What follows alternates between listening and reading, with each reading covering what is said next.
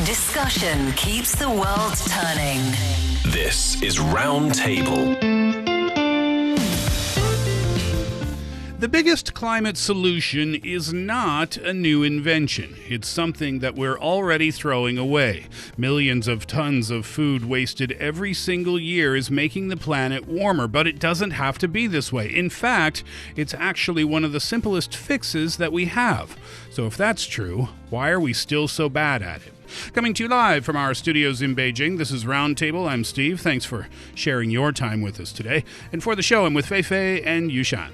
First up, what if the biggest, or one of the biggest, climate solutions was already sitting in our homes, in our kitchens, to be more exact, uneaten and thrown away? At this year's International Day of Zero Waste, food waste is under the spotlight as nearly 1/5 of all food available to consumers ends up in the bin every single year. That is a shocking statistic. And it's not just about what we lose on our plates either. This waste is fueling climate change. It's draining precious resources like land and water and energy. So if cutting food waste is one of the easiest ways to fight climate change, then why are we still so poor at it, and why aren't we getting better? And what would it actually take to build a zero waste future?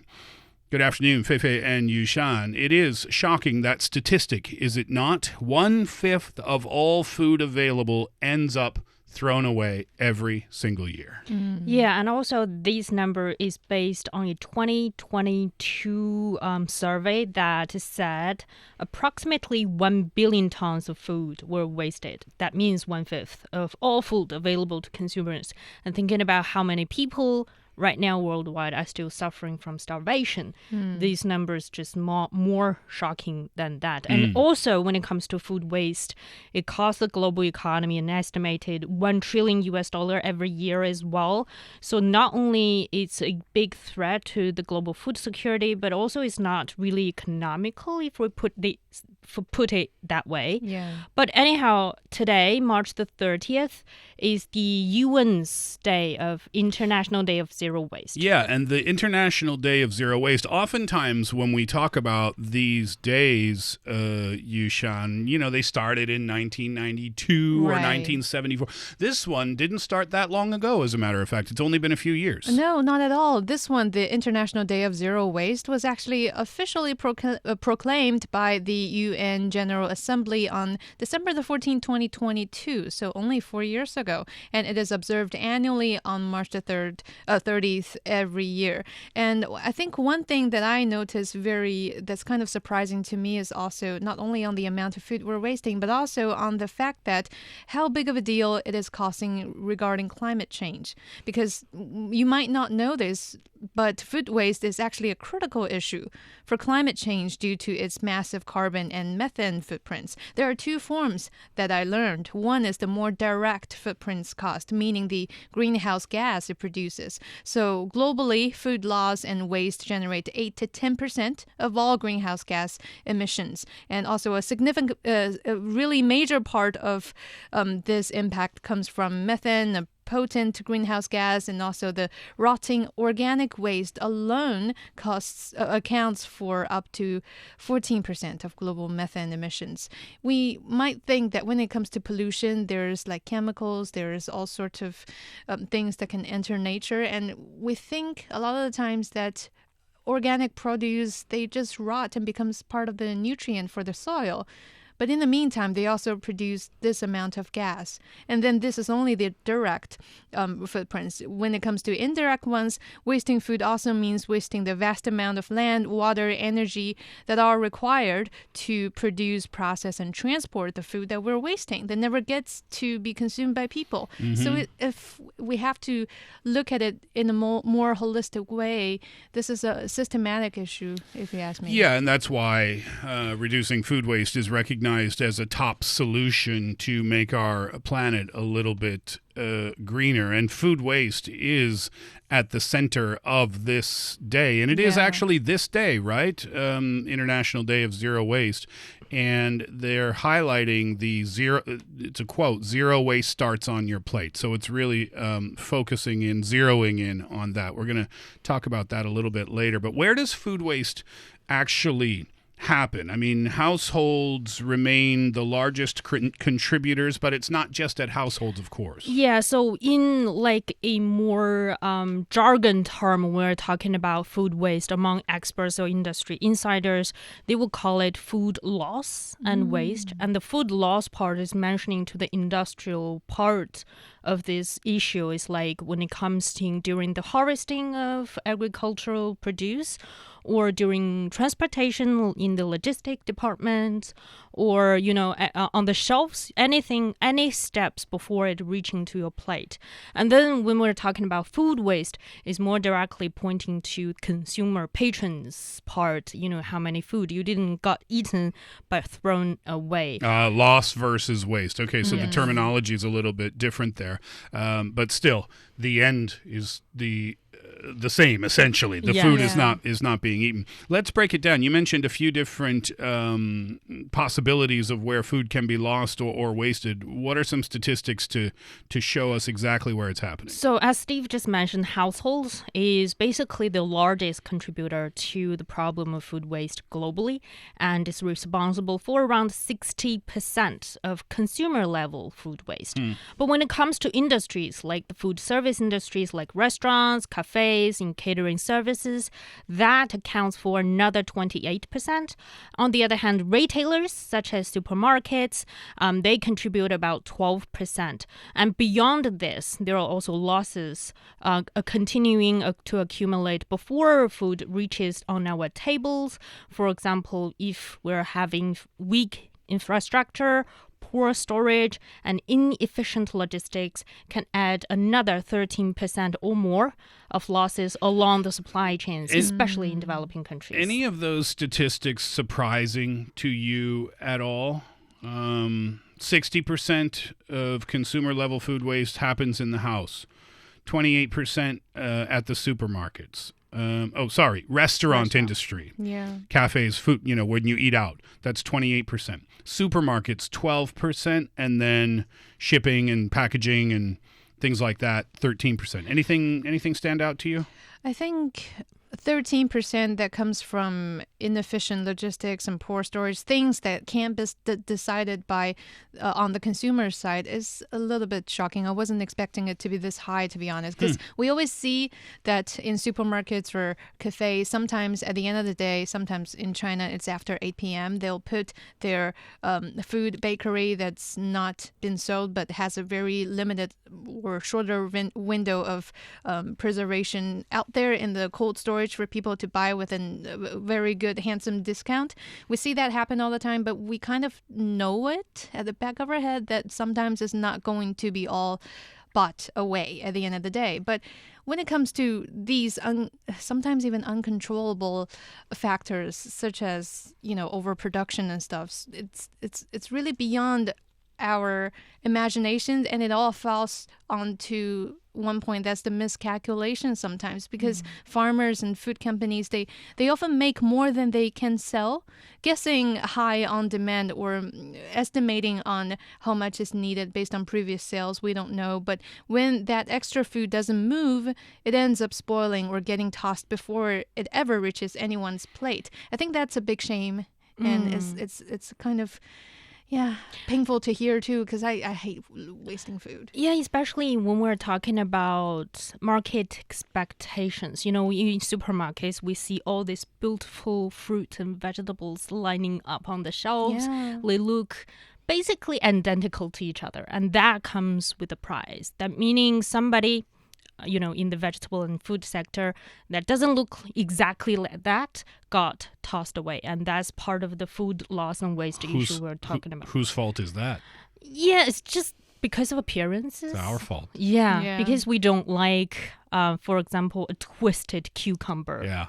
And we've talked about this before in the UK. Yushan, I think you were on that show that day, if not maybe it was Yushan, we talked about the UK, and if the cucumbers in the UK have to be at a certain degree. Yeah. Was that you who were mentioning that, I think Fei? it was a Hongling with us. And if they don't meet that angle standard, then they don't make it into the supermarket. It was something along those lines. But for me, that's the blame there goes solely to humans shopping in those stores and to no one else. Yeah, and also when it comes to these vegetables and leafy greens in general, they are actually one of the most wasted food category in the world.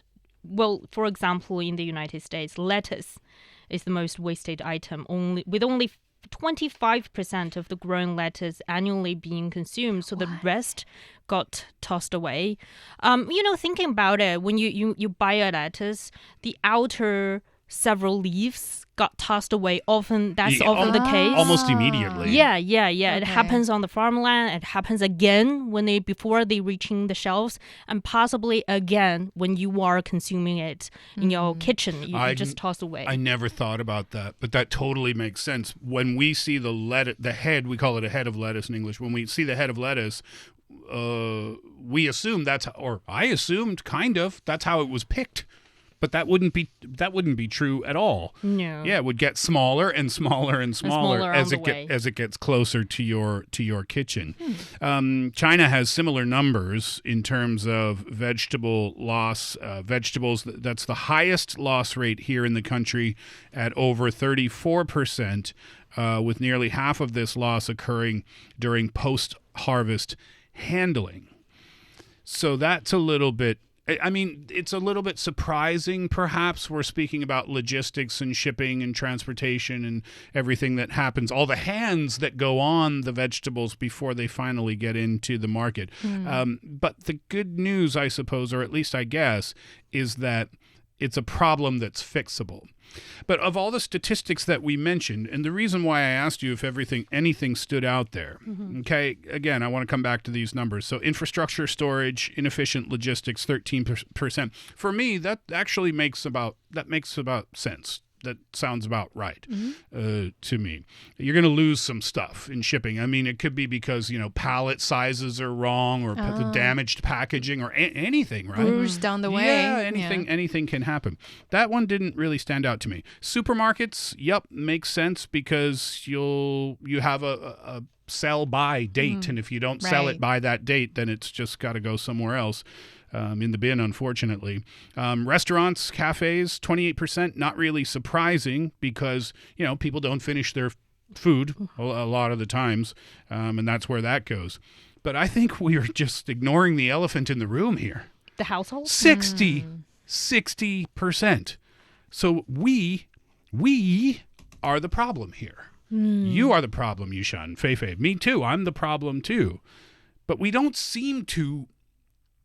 I don't know what it is, but we don't, maybe you'll disagree. In my view, we don't seem to acknowledge this. We don't seem to take it particularly seriously. Yeah, I don't think most of us would label ourselves as a wasteful eater. Right. And I also don't think we do it on purpose. Exactly. But I think I remember maybe last year I did a story basically. I got inspiration from a dialogue with my mother.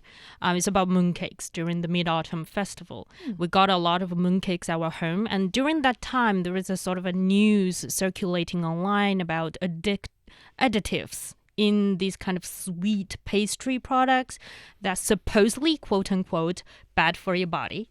And my mom called me, said, you'd better toss those mooncakes away because even though I'm not really sure what that element is, I'm not really sure what exactly that kind of, ingredient do to your body, but just to be safe, just toss it away. And then I got this inspiration about, we toss we throw a lot of things away just in case, in case, it just one day past the best before date. I'm not really sure if that's edible, but just in case, I'll just throw that away. And I think that kind of mindset happens every day and almost to everybody. It is one of the many issues, and I've read this on multiple sites, is that people take the best buy date, not B-U-Y buy, but best buy like B-Y, as the date that it's safe for you to consume. Meaning people have this mindset that if it's one day after that, it's toxic or poison for you. But in reality, that best buy date is just the peak condition of the broccoli or whatever it is that you're buying. Expiration dates too. Now, I'm not saying throw caution to the wind and do what I did in college and eat 4 hot dogs that were 1 month past the expiry date. I still remember that one. You think you remember? Oh my goodness. I'll take that to my grave. That almost sent me to my grave. But the point is, yeah, you're right, Fei Fei, is that, yeah, we can be a little bit, I think, more flexible. But we'll get to some tips a little bit later on. We said that vegetables were a problem. Here are a few more. Breads. In the UK, bread is the top wasted food item with 900,000 tons discarded each year. American customers throw away about 800 million loaves of bread annually. In China, the waste rate for grains is about 16.4%. But unlike vegetables, the majority of that waste, about 57% or so, happens during the consumption stage.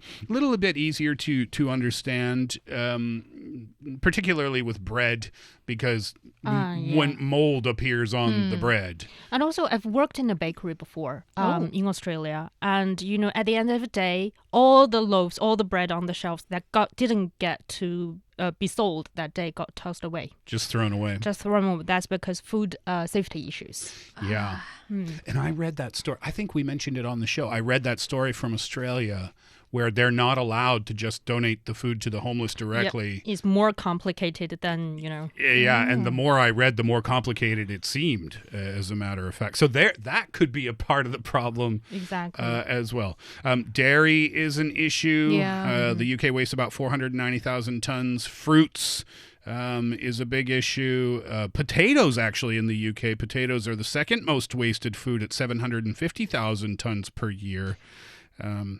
In so some that's cases, if you look at the UK, the potato is always almost seen the same as grains and bread as a staple food. So maybe that's where the waste comes from. Well, I think when what do you call that? The eye of the potato? I forget. A little hole or something? No, the dent? The thing that grows out of it. Sprout? Yeah, thank you.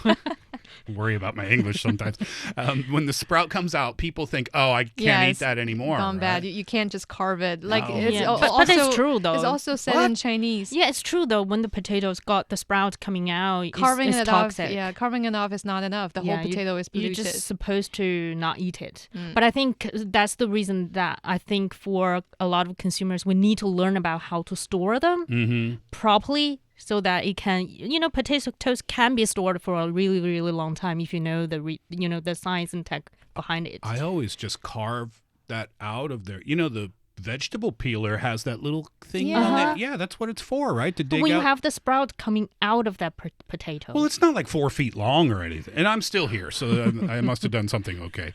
All right, so we've discussed all the problems. We went over some of the most wasted foods from different countries and also here in China.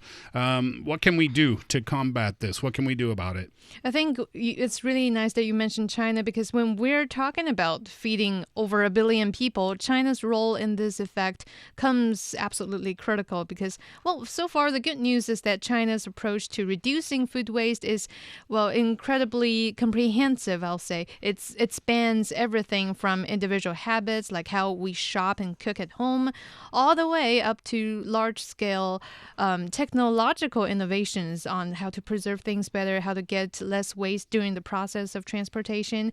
And also there's the sweeping policy reforms too. So we're really looking at multiple layered efforts here. One would be the fact that China is focused on fostering on social atmosphere of strict economy and opposition to waste. I think that can be dated back all the way to 2013 when this Clean Your Plate campaign was launched. So this initiative has seen over 750 restaurants in Beijing participated by offering smaller dishes in restaurants and just bags. They call it doggy bags. Doggy bags. Yeah. Takeout. I think that campaign sort of removed a lot of the stigma surrounding having a doggy bag, especially when you are eating out with a lot of people. Yeah, that's when the dining, especially in restaurants, the dining phenomenon or the people's mindset when dining in restaurant kind of changed, because previously it used to be seen as a very face-gaining kind of gesture if you order more than you eat.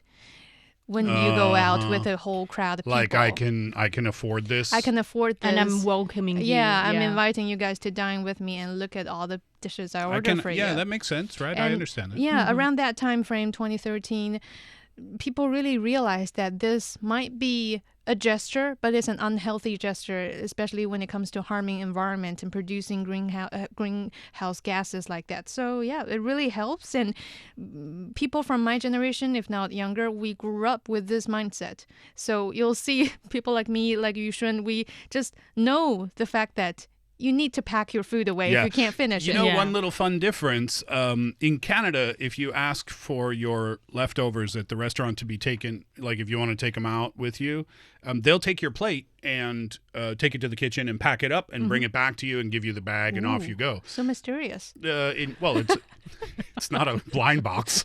You know what's inside. It's the food that you had eaten that far into your meal.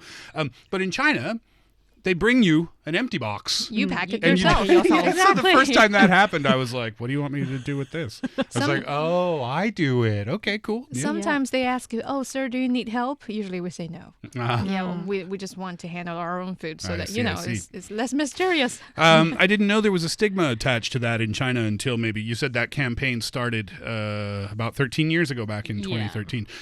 Education is important too, right? And I've heard this from, I think Yushan was telling me off air one day that you, meaning Chinese students, learn about this, the concept of food waste and not wasting food from a very young age, even in elementary school. I think even younger than that. There are like children's song made into like 粒粒皆辛苦. Every grain of rice, it comes from hard agricultural efforts. We grow up hearing things like that. And I think my grandma used to tell me this apparently false information, is that how the number of rice that left over in my bowl is how many acne I'm gonna get. Goodness. And I was like, oh, so I better take my, rice seriously. Yeah, she sounded fun. So education important starting in schools, but that's already happening by the sounds of things and has been happening for a long time. But the government's involved too. This is kind of a very niche change or suggestion, if you will, but the government is advocating for more modest weddings to curb extravagance. So apparently Chinese weddings are seen as, you talked about it, Yushan, out in a restaurant, order too much food because I'm inviting you, you're my friend, and this is on me. I guess that's even bigger at a wedding. I think previously that's all about showing off, may I say it that way? But yeah, with a good reason, of course. That's a really celebrating venue for everybody to have fun and eat as much as possible. And that comes with that little difficulty of packing foods back, because I believe even some guests want to. You sit with a bunch of people that's not necessarily from your same home or family, and you just, for people like me, for example, I feel like if I pack food back, that's going to be seen as, am I petty with food, or I'm not really polite coming to somebody else. I'm not paying for this feast, and yet I'm packing back home with part of the leftover. And also, I think in a lot of regions, especially I think in rural areas, having a very extravagant wedding feasts is also one of the trends that's been going on before. And now that's the reason that the government has decided to, step up and telling people, you need to tune it down a little bit. Yeah. I think in Guizhou, for example, there is a city that's calling, to having a buffet style banquet instead of a really extravagant hundreds of tables of set meals, set menu, and most of the time most of the dishes were left uneaten. Yeah. So maybe a buffet would be a more economical way as well, if you think And about it. Nowadays, I've seen it myself on some weddings that there's a sign on each table. Please feel free to take back if you like the food. Oh, And nice. serving alongside the food are the boxes. Oh, perfect. Yeah, so that you can just take it yourself and everybody can take it themselves so that it's not awkward at all for all. I noticed this many months ago. It caught my eye that I was ordering food one night on the food delivery platform that I use, and there was a message that said, "Do not order more food than you need," Yeah. essentially. The responsibility of catering and food delivery platforms is being placed directly on businesses to minimize waste. I love this idea. I think it's really smart. I had never seen it before, but it's just a nice little reminder. Businesses, catering operators, they're encouraged to provide clear labels on portion sizes, offering small portion options, and actively remind us customers to take leftovers home. That's when you're eating in the restaurant itself. You get your takeout boxes. You don't pay for those, right? As far as I know, they provide those to you for free. In some cases, yes, it's free. New guidelines for food delivery platforms require them to set reasonable minimum delivery prices and optimize discount mechanisms. So that sentence kind of confused me. I don't really understand that, Fei Fei. So does that mean that if the delivery price is too low, it's going to encourage people to eat more? I think it's on the contrary instead. It's about if the base delivery price is too high, it just force people to order more that they can eat. Because you need to reach that amount. So if you think, I'm going to order from them probably tomorrow or the next day, so I'm just going to order a bunch more food right now. Yeah. Then I don't have to pay 2 delivery fees. I can just pay 1. And also on the minimum delivery prices. For example, here's a real scenario. I want to order just 1 cup of milk tea, but 1 cup doesn't meet the minimum delivery fee. So I have to order 2, but I can't finish 2. Yeah. And that happened more than once, and I just simply stopped ordering on myself. So either you stop ordering, or you ask another friend to share the same order, or you order an extra, and you're not gonna finish that, and that's the food waste we're talking about. Different things are happening in different parts of the world. Some innovative solutions, kind of a wide array of measures, to be honest, to help in the reduction of food waste. There's some high-tech stuff. There's some legislative stuff. Let's take a look at a couple of examples there. In Dubai, food waste is being transformed into fertilizer and animal feed, like insect or pet food. That's happening in Singapore and Belgium, apparently. Malaysia, they're doing stuff too. Malaysia, they're utilizing portable on-site composters that use specialized enzyme and biotech filtration to convert organic waste into compost without foul odors, meaning that it's like a on-site composting and more environmental friendly kind of process that they're using to process the food waste. And also in Asia, there are also solar-powered dryers and processing equipment helping small farmers to turn those spoiled or unwanted crops into non-perishable food ingredients for the beverage and food sector. Because I talked to one expert before about how to cutting down the issue of food waste on the farmers' end in harvesting. And she said it can be a quite financial burden for small farmers, and for reduced to have a 1 to 2% reduction in food loss for a small farmer, they need to pay a lot in extra to enhance their, for example, warehouses, their logistics, their, cold chain suppliers. And that can be a big financial burden for them. And I think these kind of innovation can, help with this. Because when it comes to these small farmers, it's very difficult to ask them, you need to reduce food loss. You better not throw this thing away, but they cannot afford it. Well, oftentimes these farmers will have contracts with retailers. Yeah. And it's better to have it's better to overproduce than to Yeah. underproduce. Yeah, and I think one example she told me is that, for example, if a mango farmer, he or she dropped a mango into the field, and if he or she decided not to pick that mango up, there's nothing you can do, right? There's no like policy that can be in place to ask that farmer, you must pick that mango up. But dropping one mango for them won't cause like a serious economic downturn, but it's more about everyday awareness about, I need to cut down my food loss and waste. What if 1 million farmers are dropping down one mango each every day? And not picking them up. Yeah. Sounds like a Zhuangzi story. Jeez. When a mango falls in a farmer's field, what does it represent about your life? Oh, I have been in China long enough now, haven't I? Congratulations.